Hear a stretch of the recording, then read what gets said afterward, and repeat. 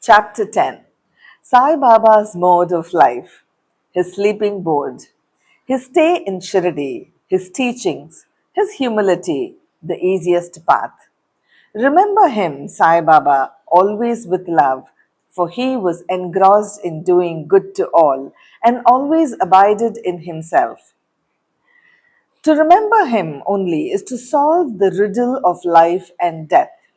This is the best and easiest of sadhanas as it involves no expenditure. A little exertion here brings great rewards. So, as long as our senses are sound, we should, minute by minute, practice this sadhana. All other gods are illusory. Guru is the only God.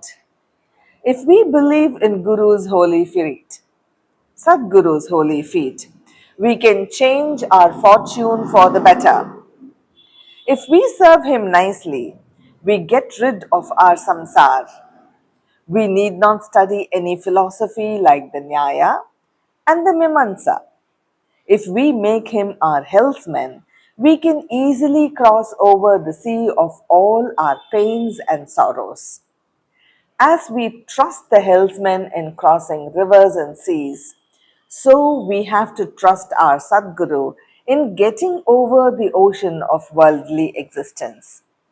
The Sadguru looks to the intense feelings and devotions of his devotees, endows them with knowledge and eternal bliss.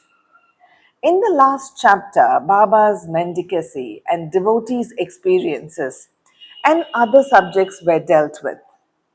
Let the readers now hear where and how Baba lived, how he slept, and how he taught, etc. Baba's wonderful bedstead. Let us first see where and how Baba slept. Mr. Nana Sahib Bengali brought for Sai Baba a wooden plank about 4 cubits in length and only a span in breadth for sleeping upon. Instead of keeping the plank on the floor and then sleeping on it, Baba tied it like a swing to the rafters of the masjid with old shreds or rags and commenced to sleep upon it. The rags were so thin and worn out that it was a problem how they would bear or support even the weight of the plank itself, let alone the weight of Baba. But somehow or the other, it was Baba's sheer Leela that the worn out rags did sustain the plank and with the weight of Baba on it. On the 4 corners of this plank, Baba lighted panatis, earthen lamps, one at each corner, and kept them burning the whole night. It was a sight for the gods to see Baba sitting or sleeping on this plank. It was a wonder to all how Baba got up and down the plank. Out of curiosity, many careful observers kept watching the process of mounting and dismounting, but none succeeded. As crowds began to swell, so to detect this wonderful feat, Baba one day broke the plank into pieces and threw it away. Baba had all the 8 siddhis, powers, at his command. He never practiced or craved for them. They came to him naturally as a result of his perfection. Sagun, manifestation of Brahman. Though Sai Baba looked like a man, 3 cubits and a half in length, still he dwelt in the hearts of all. Inwardly, he was unattached and indifferent, but outwardly, he longed for public welfare. Inwardly, most disinterested, he looked outwardly full of desires for the sake of his devotees. Inwardly, an abode of peace.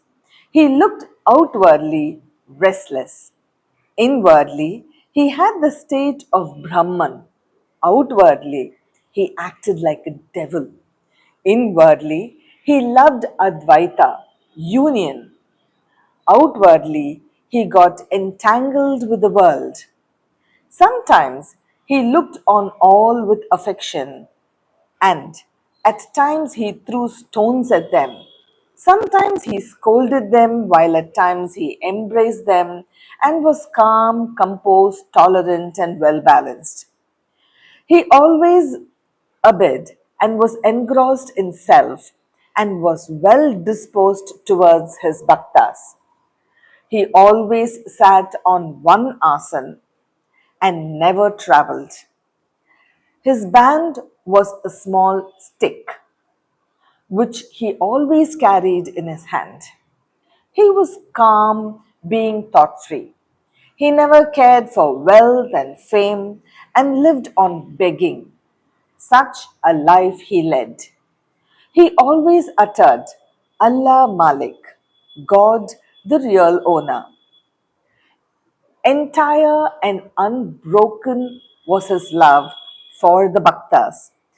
He was the mine or storehouse for self knowledge and full of divine bliss. Such was the divine form of Sai Baba, boundless and endless and undifferentiated. One principle which envelops the whole universe, from a stone pillar to Brahma, incarnated in Sai Baba. The really meritorious and fortunate people got this treasure trove in their hands, while those people who, not knowing the real worth of Sai Baba, took or take him to be a man, a mere human being, were are indeed miserable. His stay in Shirdi and probable birth date.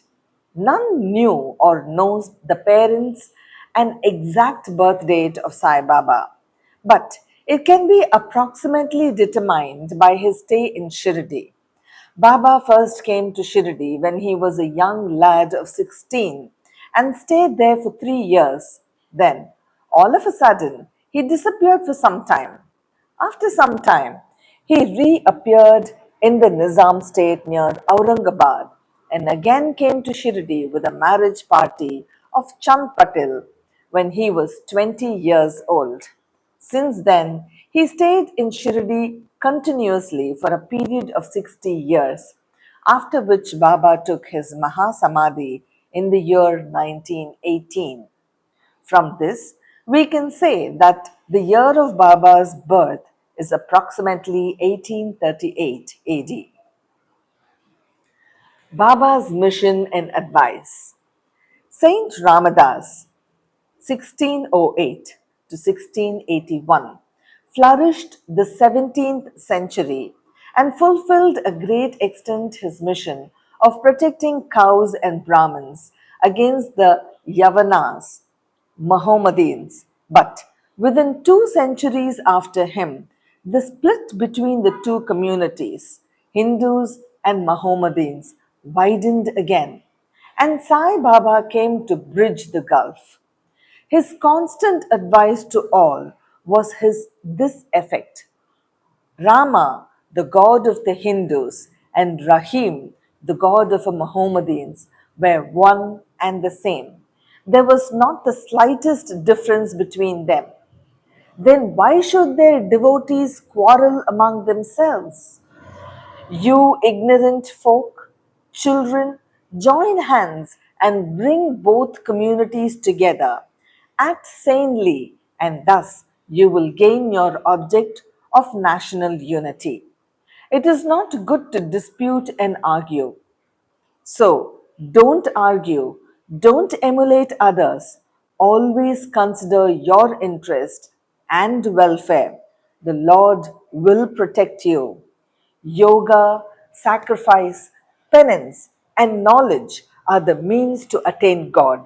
If you do not succeed in this by any means, vain is your birth. If anyone does any evil unto you, do not retaliate. If you can do anything, do some good unto another. This is the short way Sai Baba's advice to all. And this will stand in good stead both in material and spiritual matters. Sai Baba as Sadguru. There are gurus and gurus. There are many so called gurus who go about from house to house with cymbals and veena in their hands and make a show of their spirituality. They blow mantras into the ears of their disciples and extract money from them. They profess to teach piety and religion to their disciples, but are themselves impious and irreligious. Sai Baba never thought of making the least show of his worth. Body consciousness he had none, but he had great love for the disciples.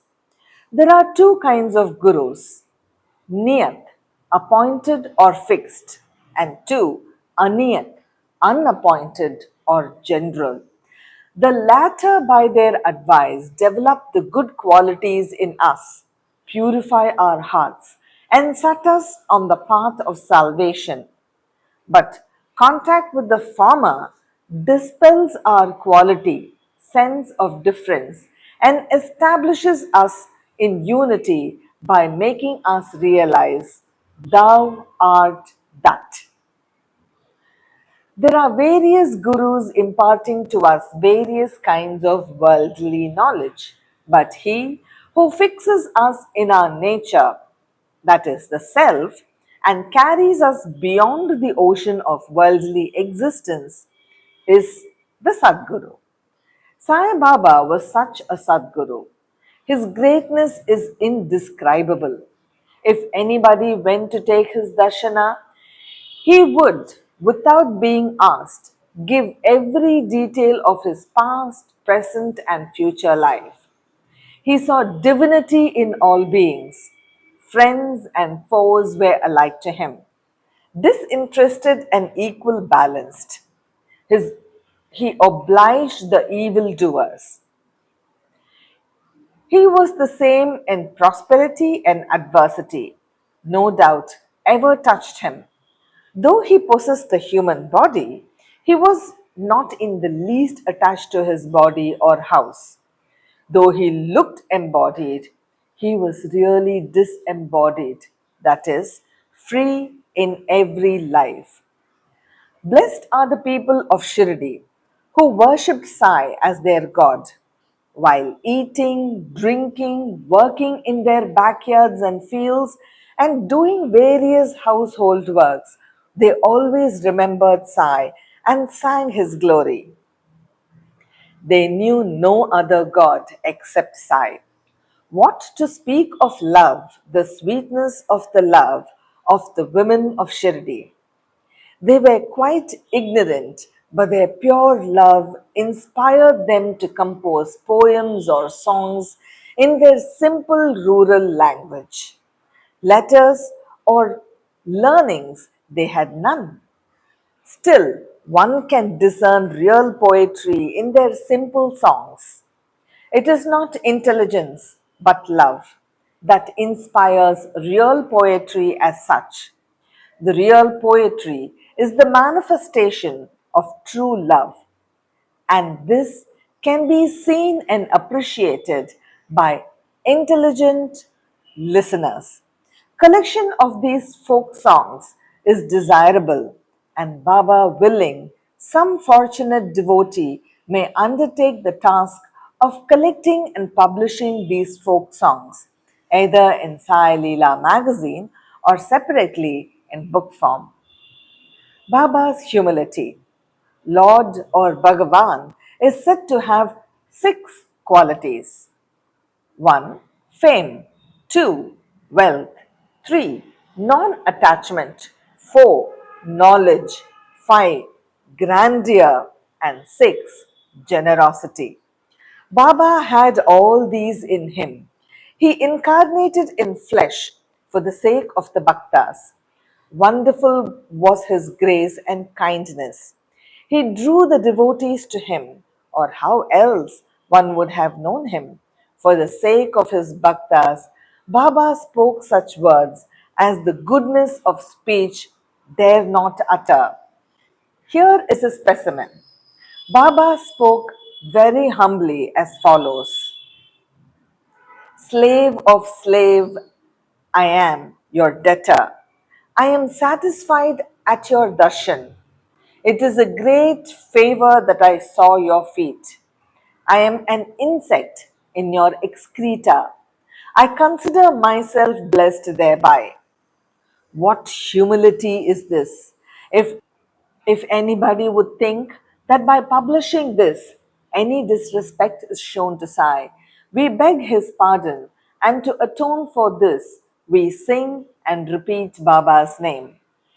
Though Baba seemed outwardly to enjoy sense objects, he had not the least flavor in them, nor even the consciousness of enjoying them. Though he ate, he had no taste, and though he saw, he never felt any interest in what he saw. Regarding passion, he was a celibate as Hanuman. He was not attached to anything. He was pure consciousness and resting place of desire, anger, and other feelings. In short, he was disinterested, free, and perfect. A striking instance may be cited in illustration of this statement. Nana Vali. There was in Shirdi a very quaint and clever fellow by name Nana Vali. He looked to Baba's work and affairs. He once approached Baba, who was seated on his gati seat, and asked him to get up as he wanted to occupy the same. Baba at once got up and left the seat which he was occupied. After sitting there a while, Nana Vali got up and asked Baba to take the seat. Then Baba sat on the seat, and Nana Vali fell at his feet and then went away. Baba did not show the slightest displeasure in being dictated to and outsaid. This Nanavali loved Baba so much that he breathed his last on the 13th day of Baba's taking Mahasamadhi. The easiest path. Hearing the stories of the saints and being in their company, though Sai Baba acted outwardly like an ordinary man, his actions showed extraordinary intelligence and skill. Whatever he did was done for the good of his devotees. He never prescribed any asan, regulation of breathing, or any rites to his bhaktas, nor did he blow any mantra into their ears. He told them to leave off all cleverness and always remember Sai Sai. If you did that, he said, all your shackles would be removed and you would be free. Sitting between five fires, sacrifices, chanting, eightfold yoga are possible for the Brahmins only. They are of no use to other classes. The function of the mind is to think. It cannot remain for a minute without thinking. If you give it a sense object, it will think about it. If you give it to a guru, it will think about guru. You have heard most attentively the greatness, grandeur of Sai. This is the natural remembrance, worship, and kirtan of Sai. Hearing the story of saints is not so difficult as to the other sadhanas mentioned above. Their stories remove all fear of this samsar, worldly existence, and take you on to the spiritual path. So, listen to these stories, meditate on them, and assimilate them. If this is done, not only the Brahmins, but women and lower classes will get pure and holy. You may do not attend to your worldly duties, but give your mind to Sai, his stories, and then he is sure to bless you. This is the easiest path, but why do not all take it? The reason is that without God's grace, we do not get the desire to listen to the stories of saints. With God's grace, everything is smooth and easy. Hearing the stories of the saint is in a way keeping their company. The importance of the company of saints is very great. It removes our body consciousness and egoism, destroys completely the chain of our birth and death, cuts as under all the knots of the heart, and takes us to God, who is pure consciousness. It certainly increases our non-attachment to sense objects and make us quite in. We conclude this chapter with meditation on Sai form. He, the beautiful and handsome Sai, standing on the edge of the masjid and distributing udi to each and every bhakta with a view to his welfare. He who thinks the world is not and who is ever engrossed in supreme bliss before him, we humbly prostrate ourselves. Bow to Sri Sai. Peace be to all.